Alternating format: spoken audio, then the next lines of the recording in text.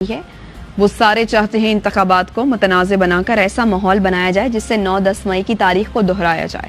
नून league के जावेद लतीफ कहते हैं इंतखाबात के बगैर पाकिस्तान का गिरदाब से निकलना मुश्किल है। सोशल मीडिया पे मेरे हवाले से एक क्लिप चलाया गया कि उस पर हमला हुआ है, वो जख्मी हो गया।